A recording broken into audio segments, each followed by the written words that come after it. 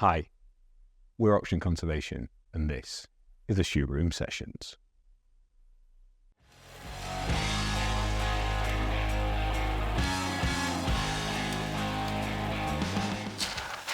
So, Andrew, let's start at the beginning. Where did you? Well, for a start, welcome to the Shoe Room. Thank you. Can you tell people out there who you are and what you do? So I'm Andrew Hicks, and I am CEO of bngx, which is a digital marketplace for biodiversity units. Perfect. Where did your story start? If you were to reach upon the bookshelf and pull down the story of your life, what are those key chapters that got you from where you grew up to here? So army family, born in Singapore, came back to the UK when I was very small, moved from married quarters to married quarters a lot, and then was sent away to boarding school at 8 to rescue my education, I think, and stayed at boarding school until 18, properly institutionalized by the end of that process. Did you enjoy school? Yeah, I mean, lots of sport, basically. That was the thing that worked for me. Any in particular? Hockey and running was what I did. And I just loved it. Straight off to university, where I studied economics, which I loved. Played sport, which was great, but crucially met my wife, which was very good. Lucky. So had a great 3 years at university. Set my heart on being a World Bank, IMF economist. That's what I wanted to do, and international economics, developing countries. Because? I just found it technically fascinating. I could see that you know, if you got it right, you could generate development in these countries, which would have massive impact on people living in those countries. It was exciting and real, or so I thought. And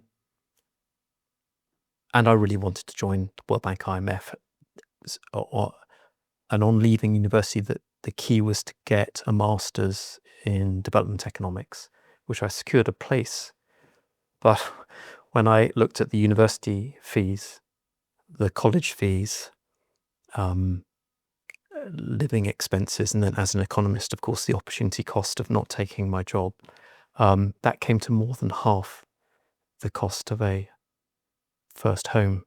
And I just thought, I just can't. I can't do that. So with a certain reluctance, I looked at my plan B, which was a graduate placement at NatWest International. So I joined them and was immediately seconded to their sovereign risk unit, which was responsible for looking after the bank's what's called problem country loan portfolio. These were great countries that they'd lent to far too much.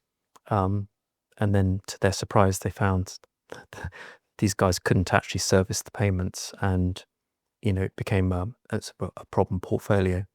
And it was a really, really fascinating role. Actually, economics in action.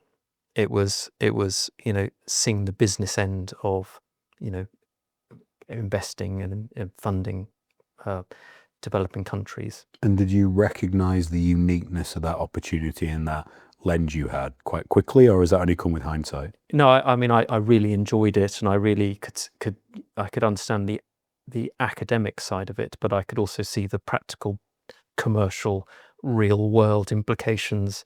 They're not the same sometimes. When you get into the weeds, you see that there are all sorts of challenges and wrinkles.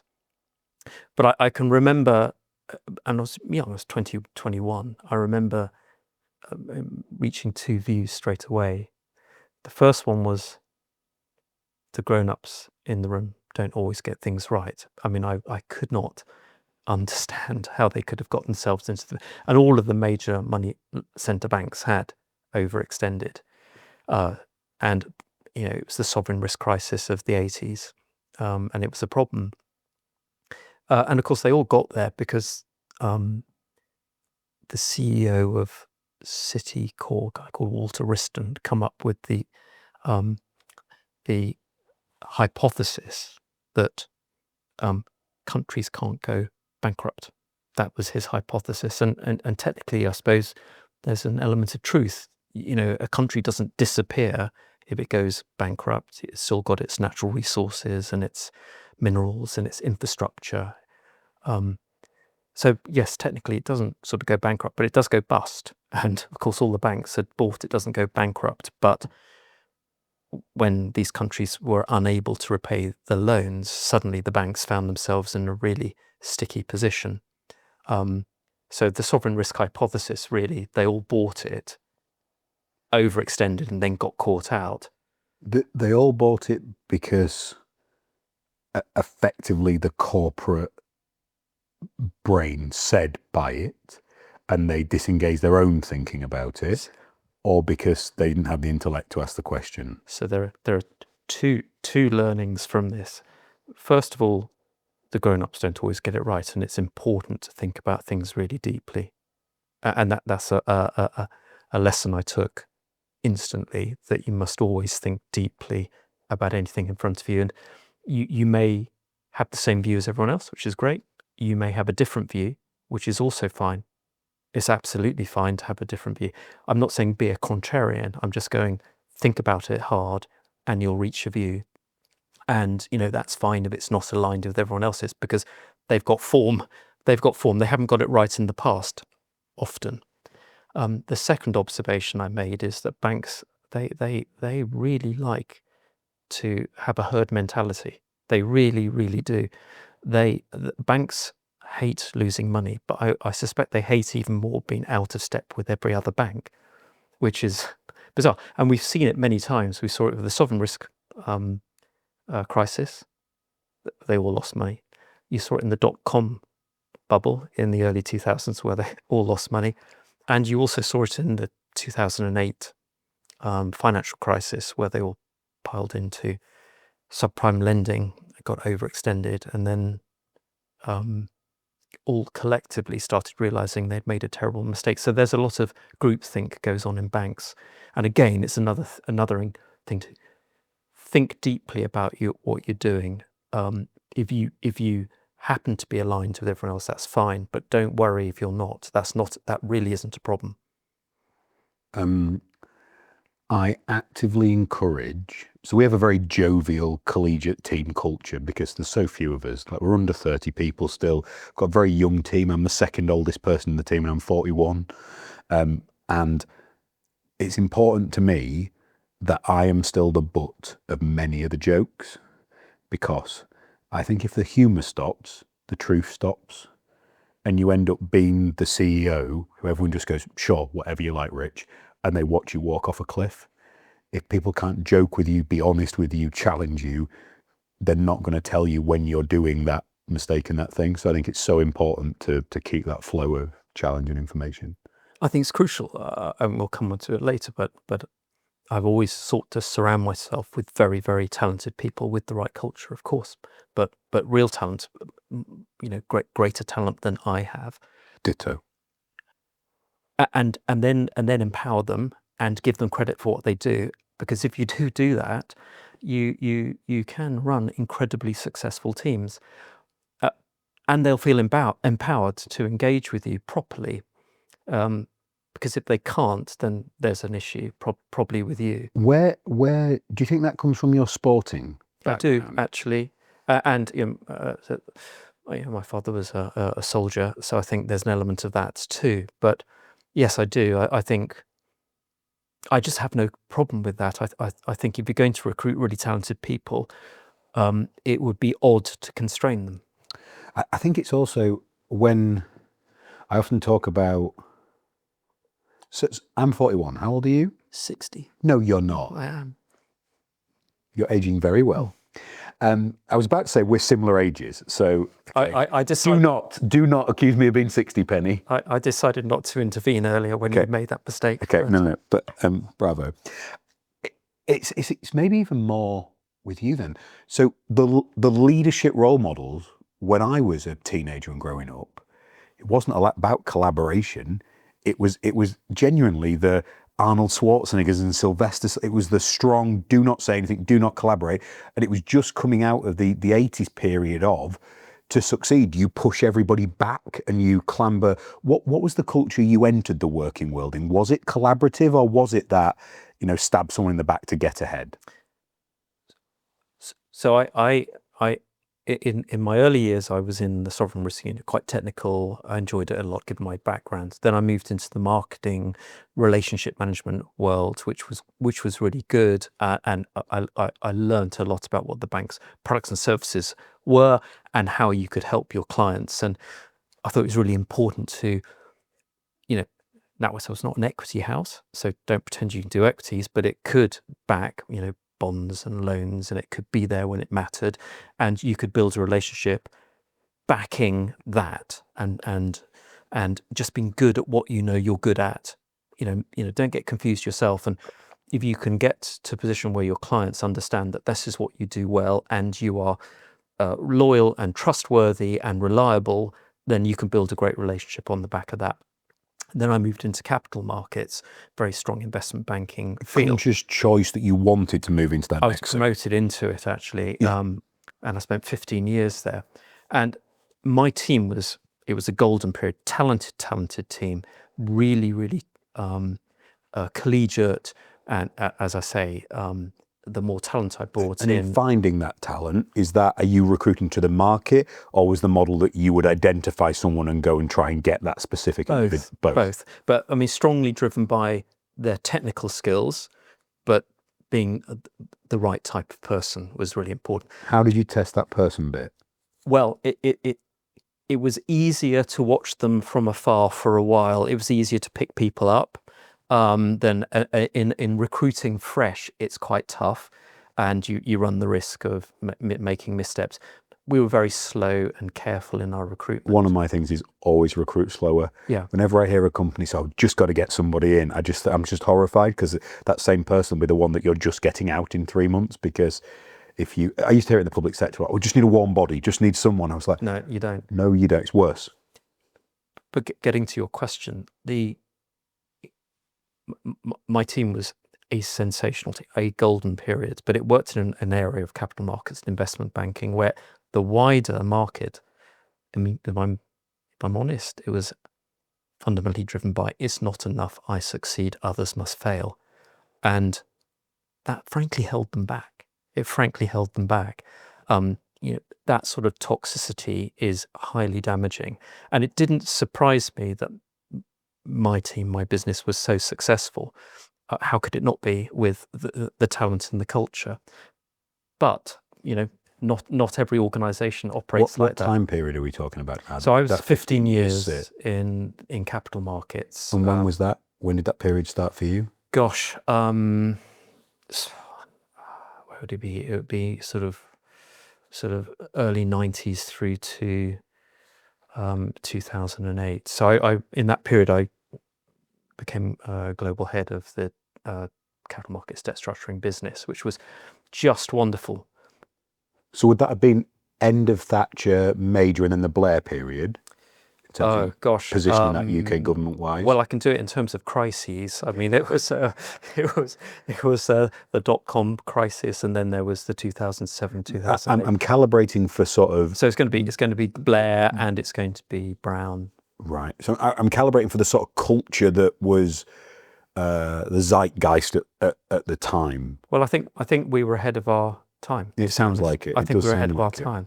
But interestingly, I read your paper a couple of days ago about high performing teams, and I thought that was an incredible paper and great timing, actually, because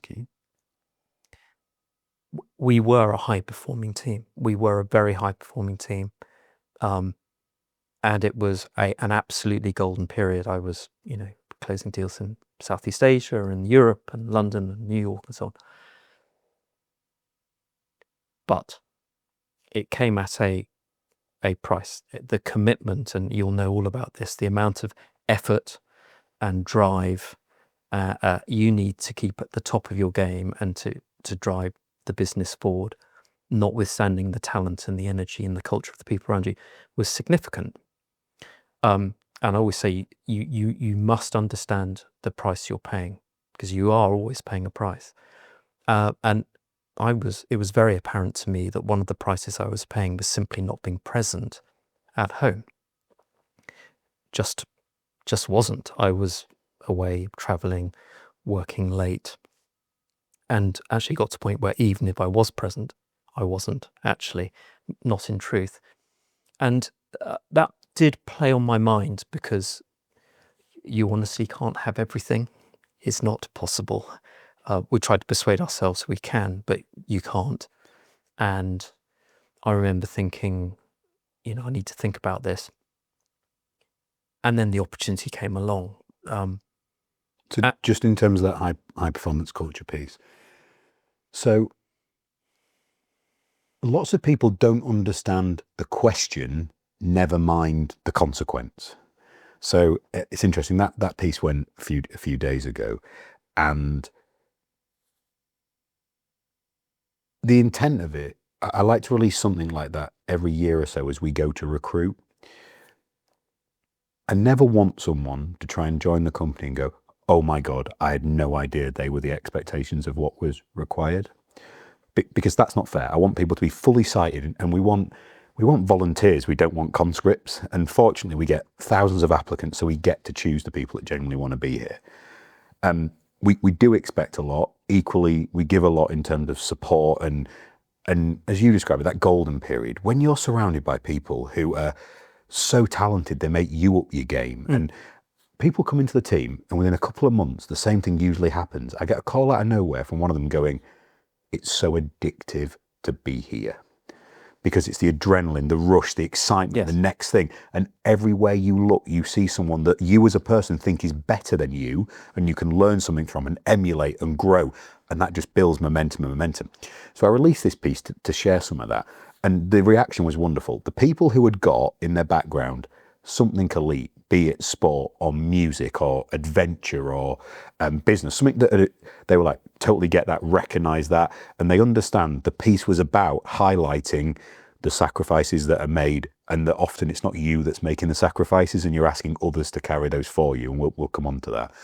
However, people from the traditional environment sector just started yelling at me about how toxic culture, oh no, that's never the way to achieve anything, that's just wrong, rah, rah, rah. It's not for them. There was a quote I read from Lee Halfpenny, the Welsh rugby fullback. He said, my granddad taught me, who was an international rugby player as well. He said, Lee, you don't have to do the work, but somebody else will. So if you want to achieve something amazing, it takes something amazing in terms of commitment. People see like Olympic athletes and they see all the bright lights. There's an amazing Michael Phelps advert for when he was swimming, and it's filmed like at 5 a.m, and there's footage of him underwater and him in the gym, and they're like, champions are made in the dark. It's not what you do in the light. And I just think people aren't honest about what it takes to succeed. And so my honest reflection of that is, my wife has sacrificed a career. She's sacrificed where she lives in the country. She has sacrificed more hours at home on her own than I'm proud of to allow me to do this. So my first book goes in June. And I remember the first director job I ever got in a business, I was leaving in the public sector, I got a new job every 6 to 9 months because the performance bar was so terrible. Every 6 months I rocked up and said, no one does anything, I'm leaving. They went, no, we'll promote you. So every 6 months I got promoted. I had 16 jobs in 9 years. It was not a high performance culture. And before I got my final first director job, I was leaving in the morning. My wife was still in bed. She said, oh, don't worry, I'll love you even if you get it. Not if you don't, if you do. So the acknowledgement paid in the back of my book, thanks my wife and my 2 kids, and saying, thank you for letting me do this and loving me anyway. Because they're the ones that have made the sacrifices. When you're in it, it's addictive and exciting. And talk about what it felt like for you in that golden period. The businessman you, not the husband or the father. What did it feel like? Oh, I mean, it was as good as it gets. It was testosterone fueled, exciting. It's a drug, right? It's addictive. It is highly addictive. Yeah. And of course, I have 6 children, right? So my wife is busy. So she was paying a price for the wrong thing. She's really happy to do it, and she's wonderful at doing it. But she was fundamentally doing it on her own. Yeah. And I was loving what I was doing, but I too was paying a price. I was paying a price. I need to be aware of that. And then I had the opportunity, and there's also, you talked about how long you can stay performing at that level and driving the team forward at that level. And it got to a point where it was the right time for me to move on. And it was helped a little by the firm I was with, NatWest stroke RBS, because RBS bought NatWest at the time, had got itself into a slightly tricky position. First of all, they had got into a rather hubristic battle with Barclays about who could buy ABN.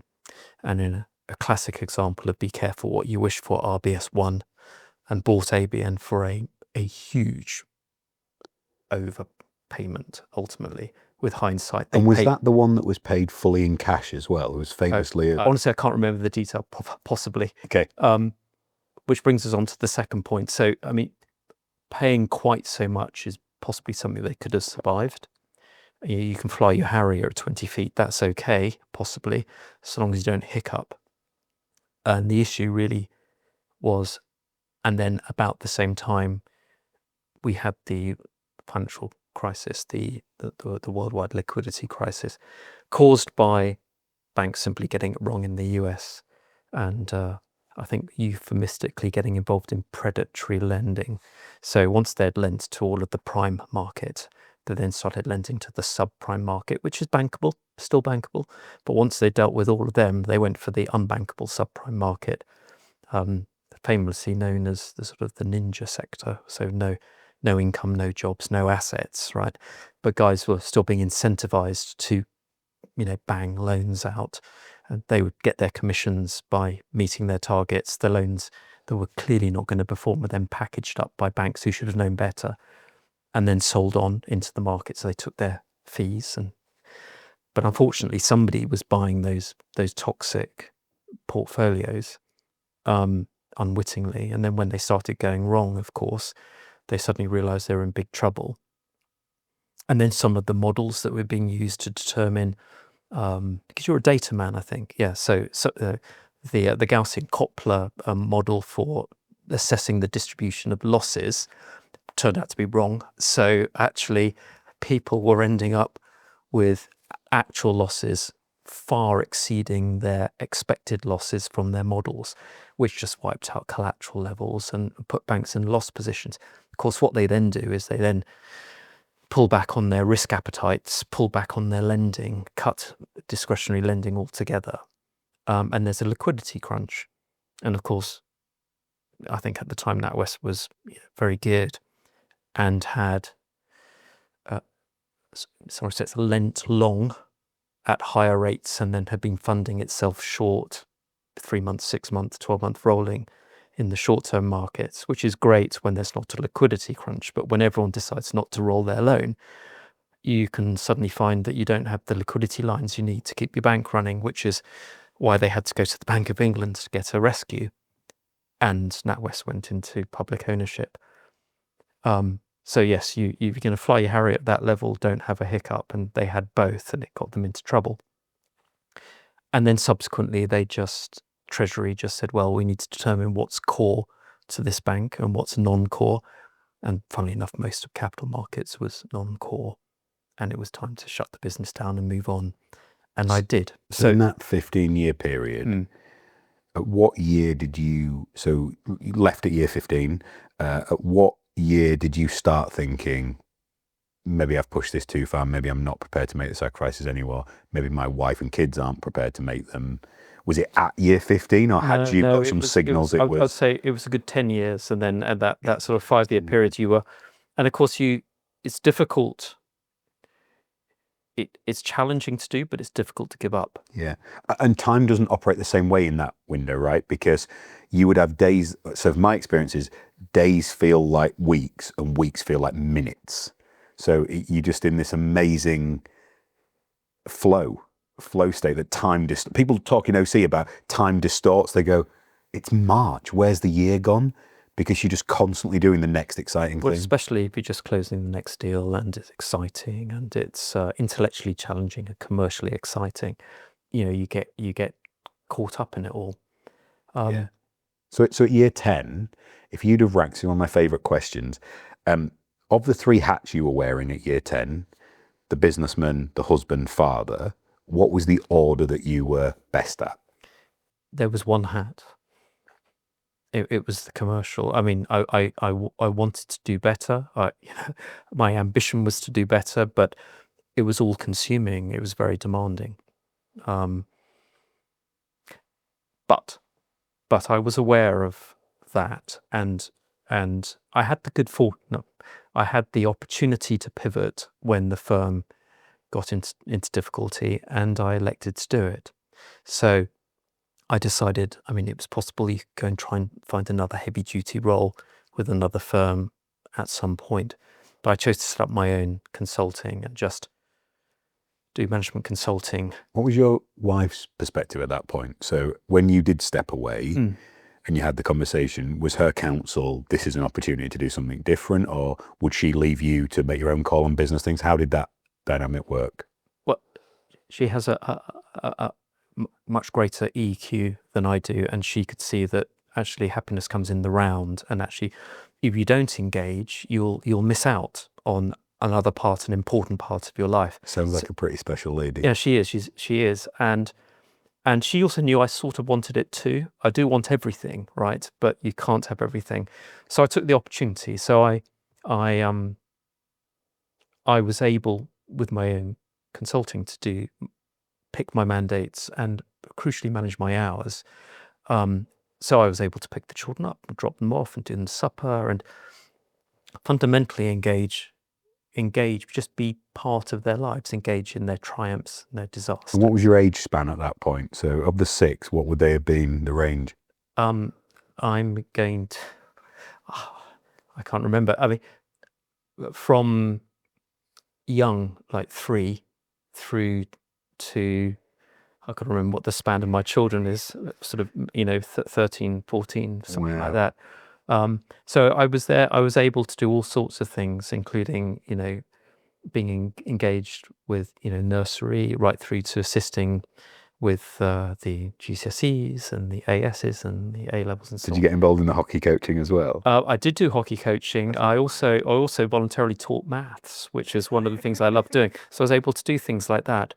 And you want to be, a Superman or a Superwoman. We all do, but actually, we can't be that. But actually, if you can be present, that works. And if you can participate in their lives meaningfully, that works. It's obvious points, maybe, but my relationship with the children is fantastic and special. Fundamentally, I think, because I was there at a very formative part of their lives, and it was, it was a very privileged position for me to have, and I'm delighted that I had the chance to do it. It's funny how a phrase can transport you to a different time and position and place. And your phrase about you can't have everything. I wasn't at this speech, but I've heard it back so many times from people close to me that it feels like I was. So the chief executive of Severn Trent Water, she was at the time, I don't know if she still is, was a lady called Liv Garfield. And she did a Women in Leadership conference. For obvious reasons, I wasn't at said conference. But 2 of my very good friends, including a lady called Lisa Pinney, who's chief exec of the Mining Remediation Authority and one of my kids' godmothers. Amazing lady, has an MBE for gay rights. She was on the board at Stonewall. Incredible woman. She was at this conference and Liv came on stage and opened and said, we need to be honest with each other. We all think we can have and do everything. We're just lying. And my question about whether someone is, as a parent, a business person or a partner, comes from her. She stood on stage and went, I'm brilliant at my job. I'm a good mum. I'm a barely passable wife. And it's one of my favourite questions gearing. So, and my answer to that is, I think I'm really good at what I do and I commit to it and love the business and the people I work with. My wife would say I'm a really good husband. I'm a passable dad, I think, albeit we've got kind of a very efficient partitioning on that in that I'm a weekend dad. So I am the dad that cook pancakes on the weekend. That's our thing and actually Ed Dick, who founded Great Yellow, after coming here, he borrowed that. So he now does pancakes for his kids on the weekend as well. And I had a habit of in the first few years of OC, whenever I met someone who'd been successful in their career and also had extended that to life, I'd ask them, what are the key bits that have helped you be present and have that relationship? And it was always cook breakfast on a Saturday morning, had Sunday lunch together, and had an iconic family holiday a year where it was all about the experience for the kids. It doesn't have to be somewhere glamorous. It just has to be your time present and always there.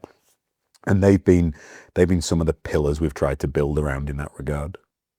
I think it's crucial. And it doesn't have to cost lots of money. I'd get the kids in the car and take them off to a bovvy in, Plassey Brennan or, Penny Fan, and they loved it. They loved it. It was just wild and exciting. You can't have it all. So you need to try to get that balance right if you can.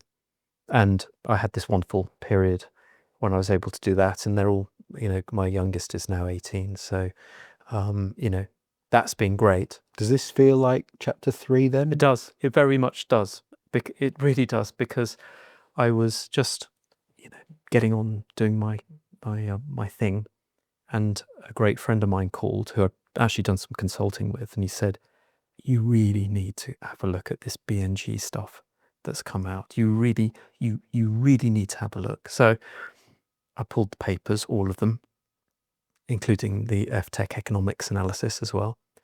And I just, it's a bad phrase, did my own deep dive, spent a few months just reviewing everything. And, like, I'm not an ecologist, obviously. I'm not a landowner, I'm not a developer. I just looked at this and I thought,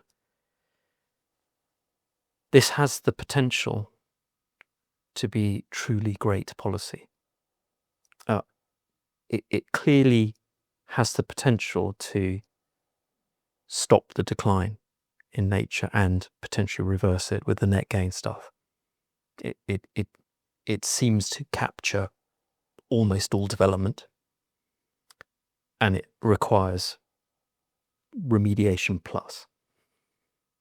So it really could make a difference. It feels an opportune moment to do a shout out thank you to David Hill for his work championing this over the last 20 years. And we're going to do a podcast with David focused on his journey of first seeing the sort of potential of BNG from his trips to the US and bringing it over here. He's an inspiration. I've spoken to him a lot, and he's an inspiration. And you're quite right to call him out. But I remember thinking, but great policy can only be great policy if it can be operationalized. Because if you can't engage with the policy, if you can't make it work, it will fail, and it'll just be a pipe dream. It'll be another great paper that never happened to get anywhere. And I just looked at it and I thought, I think one of the bits of grit in this, one of the challenges for it to be operationalized, is developers being able to buy those offsite units. Are they going to be able to do that easily, instantly, quickly, effectively? Can they do that? And I sensed not. I just, again, without any credentials or qualifications in this field, I just looked and I thought, these guys are going to have to find the right number and type of units as close by to their development site as possible, at all times adhering to this trading rules that are embedded within the metric, obviously for the best price, of course. And even if they get those mapped out in their minds, they're going to have to document and execute that trade. And then actually at the very end, they're going to have to transform the enhancement data they bought out of the supplier's metric file and embed it into the offsite tabs of the buyer's statutory file. And I just thought, well, that's not a trivial exercise, is it? I mean, that's and let's be very clear with people. As good as the policy is, the metric is complicated. It is. It's not carbon, which conceptually people find much easier to grab. Oh, that's a big chunk of carbon that I've admitted I need to capture a big chunk over here. It is the interrelationships, the exchange rates, the comparisons between habitat types and parts of the country. It is a complicated metric for anyone, even an ecologist, to navigate. Well, I think it is. And I know lots of people are critical about it.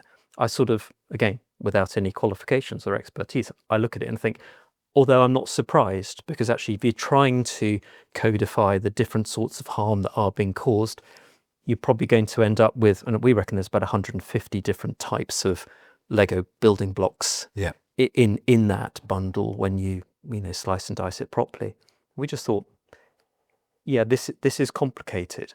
That Lego building block analogy is wonderful. That is because the individual bricks are incredibly simple. My mind immediately went to the smartphone app you get now, where you can take a photo of a tray of Lego and it will automatically generate things you could build from the pieces. Oh, right. So you're absolutely right. Individually, absolute simplicity. There's so many of them, though, and they look different, and they're different sizes and shapes, but they're all Lego blocks. They're all habitats or habitat types. But it's the ability to interpret that and look at it and put it together. That's a wonderful analogy. Well, fundamentally that's what it is, and that's why it's complicated, because the sorts of harm that can be caused are manifest. And I thought to myself, we need to build a digital infrastructure that makes that problem go away.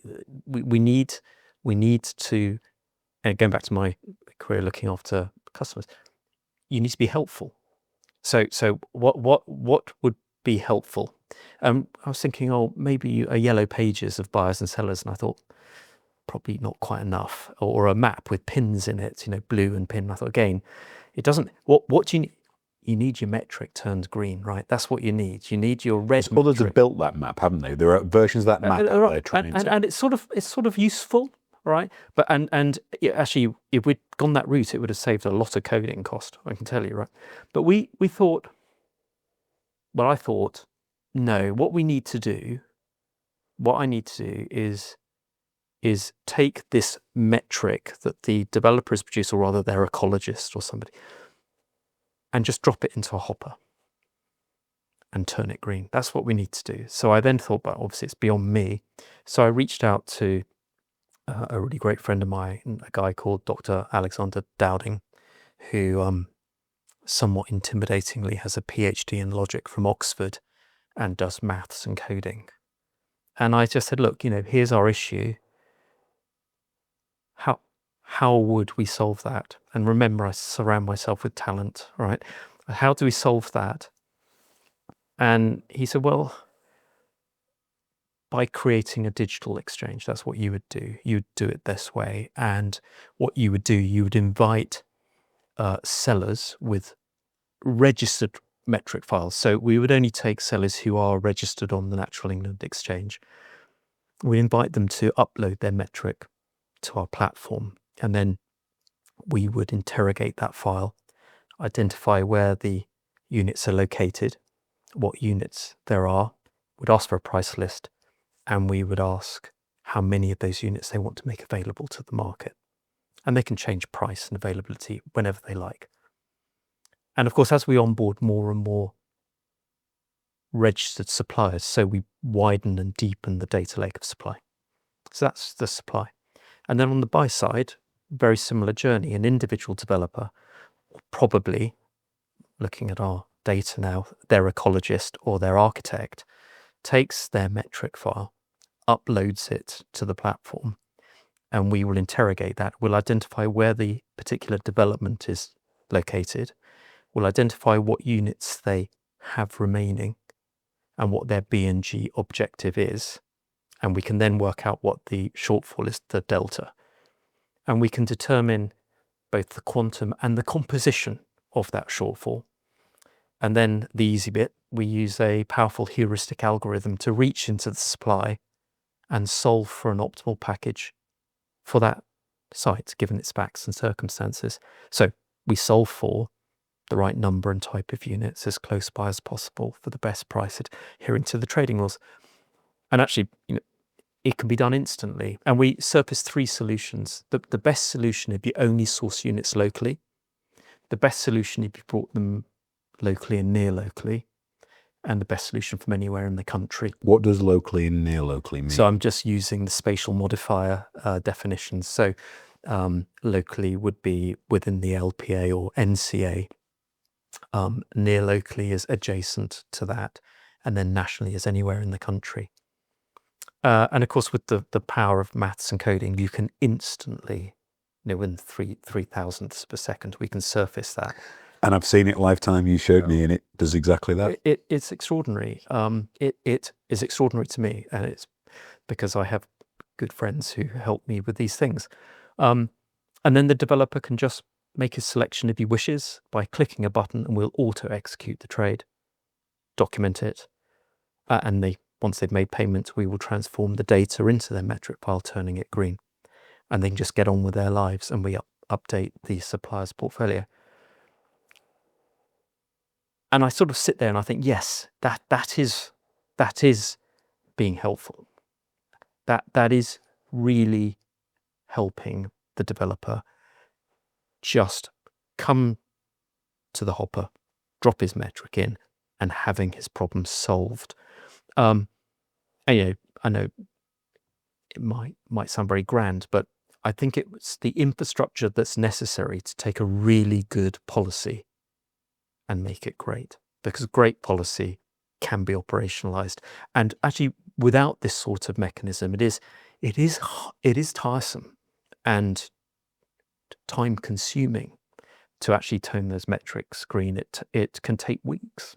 Why is it important for you to be helpful? Because I think that's what people want. If you're going to support anyone, whether it's the bank client or the developer, be helpful. I mean, otherwise, why should they come to you? And that was really, that be helpful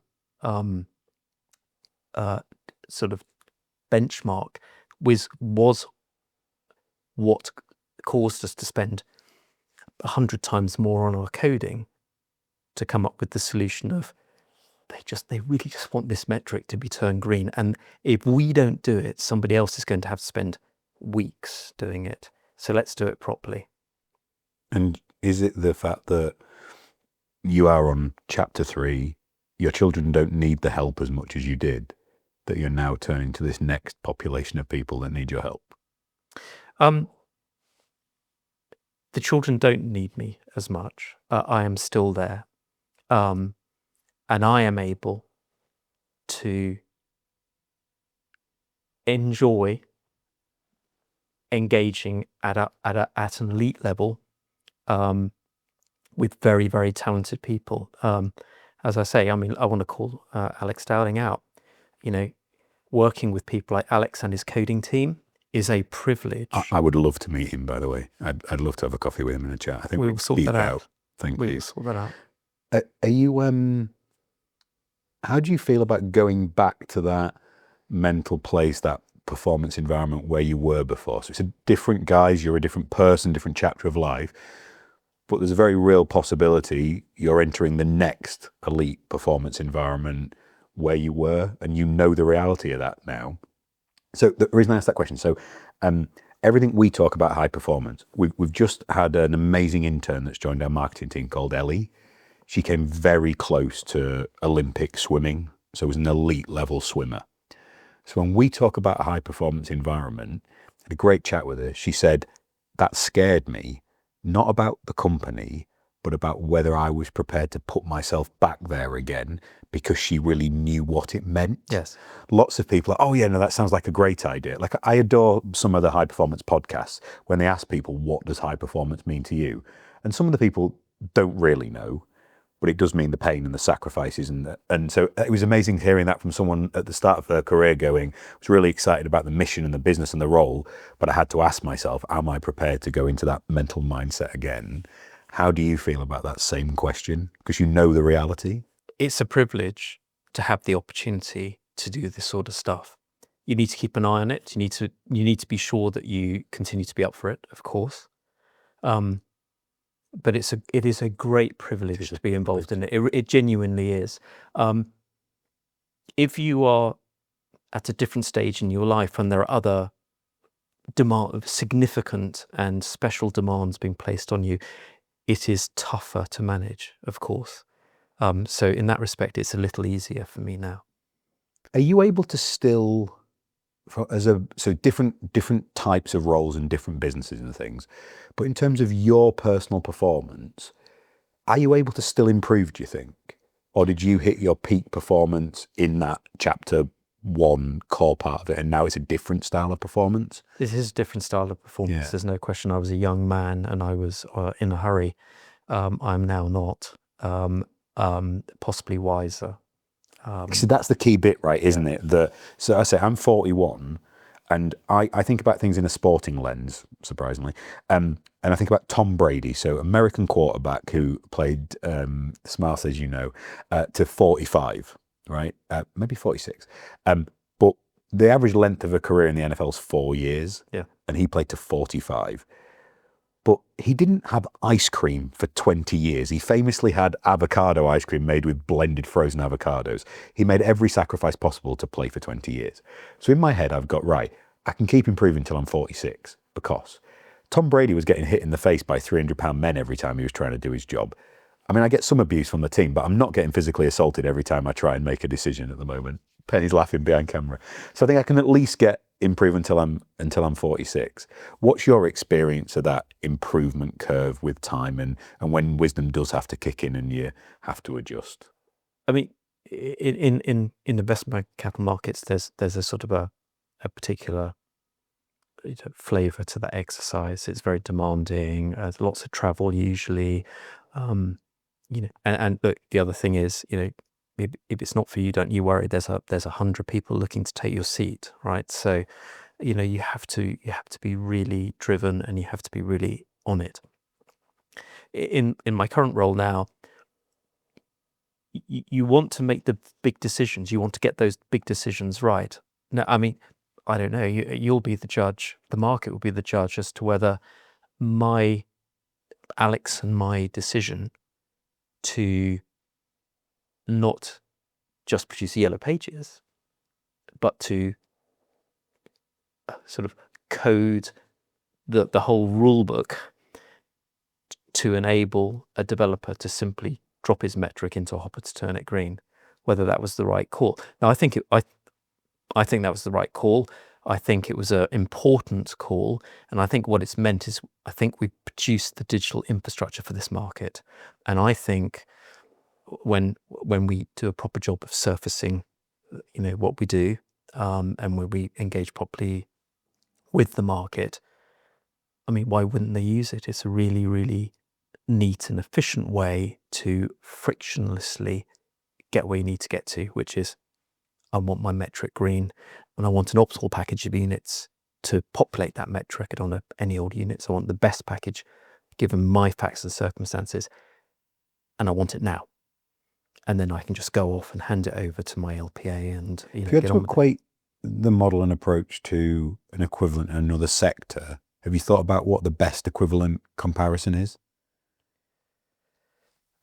I mean, because it's not Airbnb, is it? It's not selecting your holiday and matching it to the destination, but there's something in terms of it. So funnily enough, I mean, I was. Airbnb's been mentioned a few times. It has been mentioned a few times.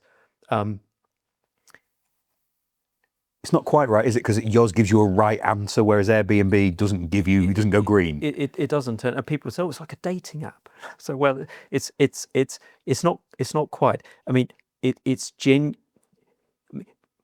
a little bit like Airbnb. Also, I don't think you and I we've both been married quite a long time. I don't think we're well placed to comment on dating apps. No. What would I know about this? Ditto.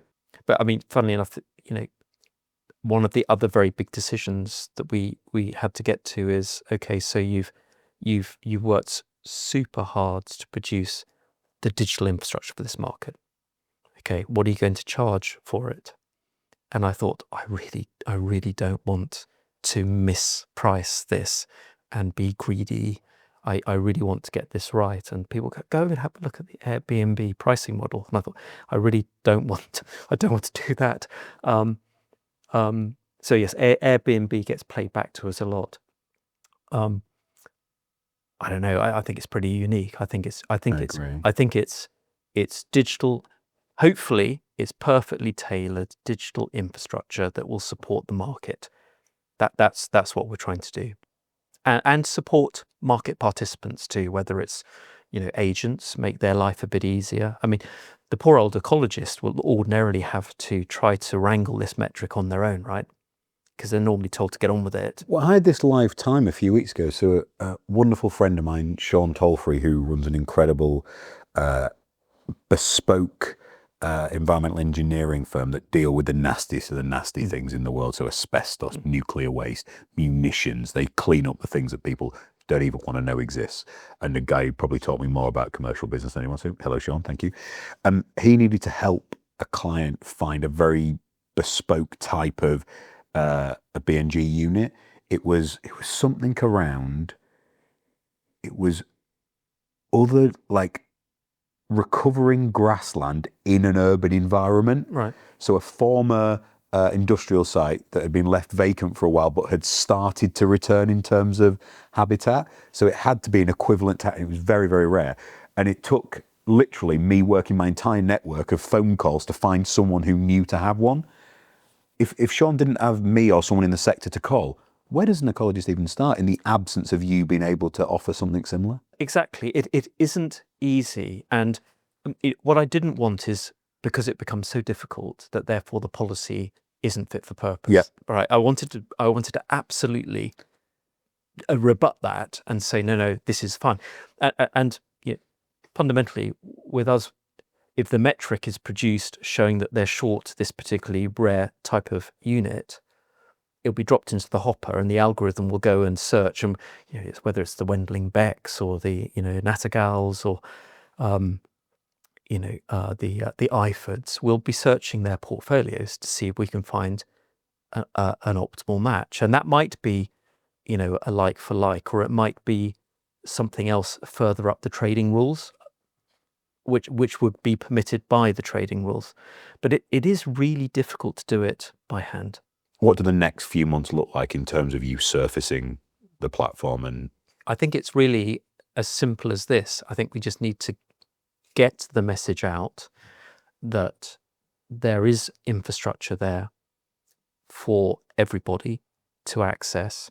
It takes away the friction, the heartache, the headache instantly, and just try it. And I want to make sure that I'm sense checking at every point, whether it's with DEFRA and Natural England, the suppliers, the developers, that we have got it right, because we've worked super hard to design it well, but continual feedback will help us enhance it further and add features that will, I think, just be useful.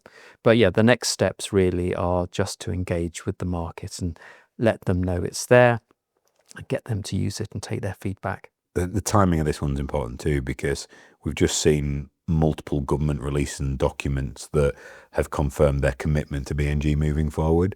And I think in the absence of the ability to use that policy as you describe, we could have lost it. We could have so easily lost it. I think you're right. I mean, the Planning and Infrastructure Bill came out. A couple of days ago. There's some very radical changes. BNG continues to be, operating. I think anyone who wants to see BNG work, we have a responsibility to show that it is a great policy. It is policy that gets good results, and it's a policy that can be engaged with, can be operationalized. And I think it's good for the economy as well. It's making the market pay for a better environment, as opposed to it being a burden on the public purse, which just doesn't have the ability to meet it. Well, I was one of the 47 who wrote in to Secretary of State a few weeks ago. Yeah. The theme of that note was fundamentally this: look, it's clearly good for nature. Is it perfect? Maybe not, but it's really, really, really good. What is? And far better than where we were. Yeah. It's supportive of the build program. I mean, do it. Do you build? Correctly assess the harm that's been caused and then remediate. I mean, it's clearly supportive of that. And incidentally, it has also, really interestingly, stimulated some really significant tech developments, tech innovations in the market. I mean, that is, that's an impressive three things that this policy has achieved. And we just need to really get it going and show to the government that they were right to leave it out of the Nature Impact Fund. Completely agree. Because this is the right way to do it. You properly assess the harm and you flow the revenue to the people who are properly remediating that harm. And there's no huge infrastructure that needs to be set up to collect the cash and all the governance that has to go with setting up an impact plan. You know, we can make this work really effectively. There's I've written a pair of pieces that I don't think have been released yet that picks up on this, the polluter pays principle. And wouldn't it be a lovely idea if we actually made the polluter pay like the water companies? But the extension of that is, surely the protector should then profit. And I think when it explores a BNG world extended beyond its current parameters to every aspect of that, so whatever environmental impact you do deliver, you should provide a net gain. So I don't know, Abby, who edits with me, she'll let us know when they're going, but their pieces are written soon. We would be amiss if we didn't shout out Alexa Culver at RSK Now, who's doing some incredible work, bringing what used to be the purview of just the NGOs coming together and offering a voice of something. How amazing it is that the private sector's doing that now and coming together and saying, no, this is better for everyone in the market. So yeah, shout out to Alexa. So Alexa is one of the most inspirational people I've worked with, whether it's investment banking, capital markets. She's just world class, and I just love working with her, love taking her counsel. Have you seen her podcast when she was in there? I did. I went and looked at it. Yes, so, inspirational. Oh my God. It was even better. I mean, I don't watch them back, sorry, Penny, because I'm doing the conversation, but she came in and sat on the edge of her just absolute class and elegance and such intellect. I was like, Alexa, are you going to sit like that for 2 hours? Yep. And she did, and did not. It was just amazing. I love her. So yeah.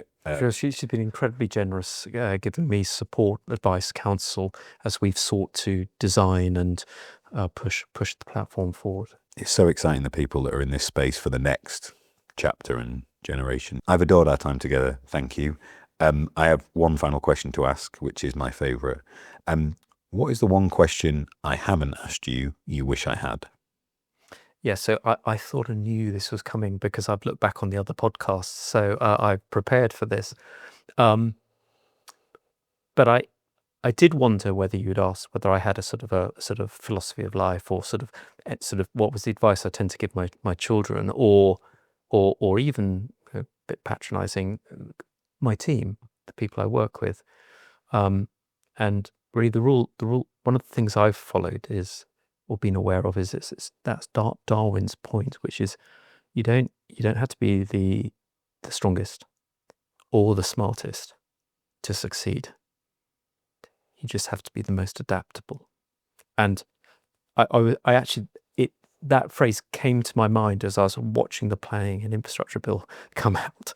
I thought many people are going to have to be adaptable.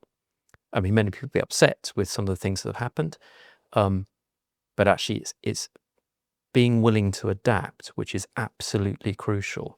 And I think I always keep that at the front of my mind, because I think it is important. It does matter. It's beautiful and very pertinent. So, probably the first good boss I ever had was a guy called David Sheldon, and I'm going to send him this. So, the youngest major in the British Territorial Army ever, amazing guy, worked in the public sector. And early in my career, the standard narrative as I was flying up the public sector ranks was, Rich is just really clever, or someone else, oh no, he just works really hard. I remember Dave stopping a room and going, you're all reading it wrong. It's not that. It's that he's more adaptable than anybody else we've ever seen here. That whatever challenge we throw at him, he learns from it, adapts, has a growth mindset to it, and adjusts and changes and moves on. Dave Sheldon's an amazing man, and every time I think about him, I smile. So it was an opportunity to tell that story and say thank you for the role he played in helping put me in this chair, because without him, I'm sure I wouldn't be sat here.